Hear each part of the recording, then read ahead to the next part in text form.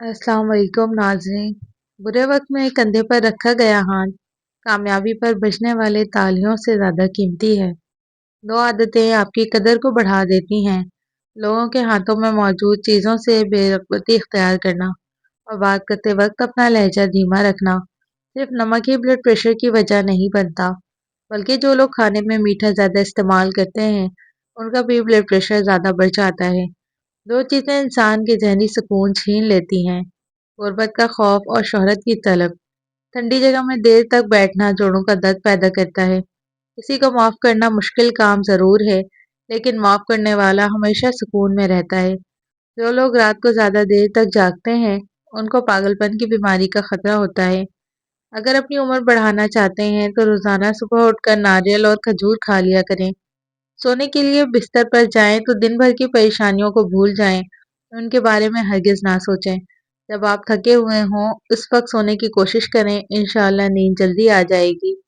किसी अच्छी चीज़ को देखो तो माशाअल्लाह कहा करो, वो चीज़ बुरी नज़र से महफूज रहेगी। तीन चीज़ों से याददाश्त कमज़ोर हो जाती है: बदनज़री करने से, ज़हनी दबाव का शिकार रहने से और खाने के दौरान मोबाइल वगैरह देखने से।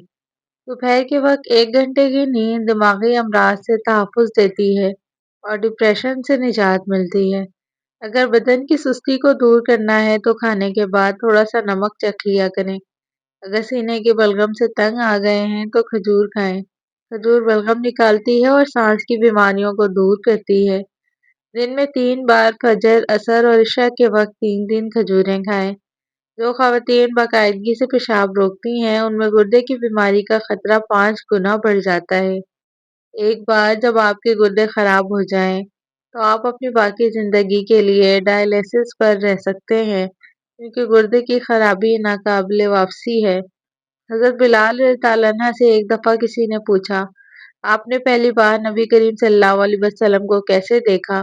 हज़रत बिलाल रज़ियल्लाहु अन्हु फरमाते हैं कि मैं मक्का के लोगों को बहुत कम ही जानता था, क्योंकि गुलाम था और अरब में गुलामों से इंसानियत सोच सलूक आम था।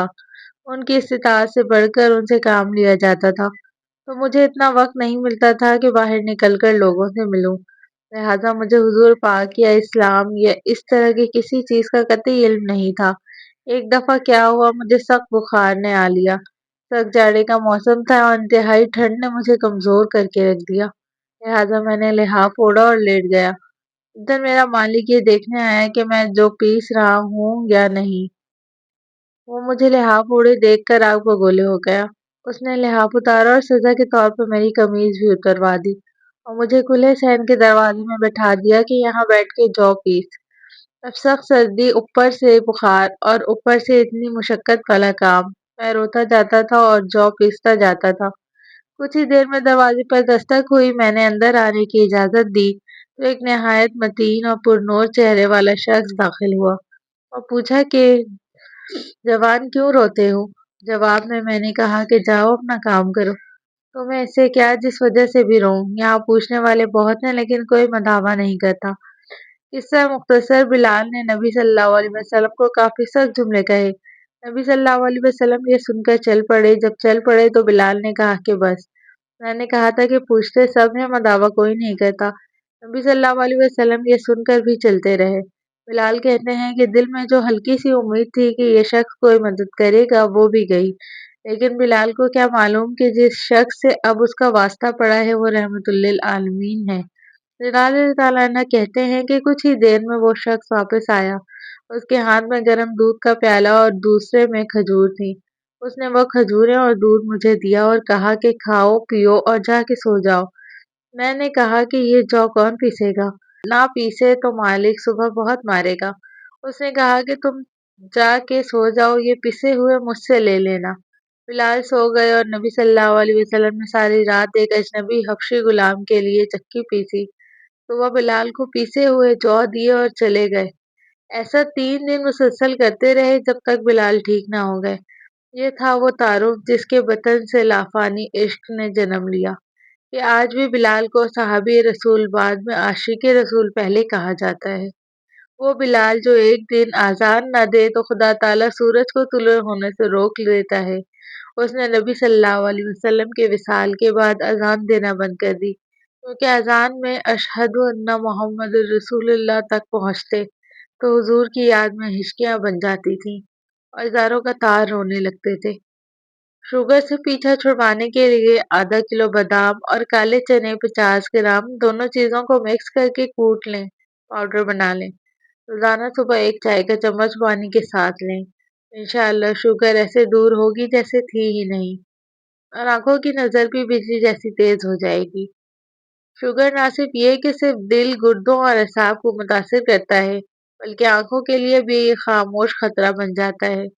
ماہرین صحت کا کہنا ہے کہ شوگر کے مریضوں میں اگر بلڈ شوگر قابو میں نہ رہے تو سب سے پہلے اس کے اثرات آنکھوں میں ظاہر ہونا شروع ہو جاتے ہیں، جو وقت کے ساتھ بینائی کی کمزوری، مستقل نقصان کا سبب بن سکتے ہیں۔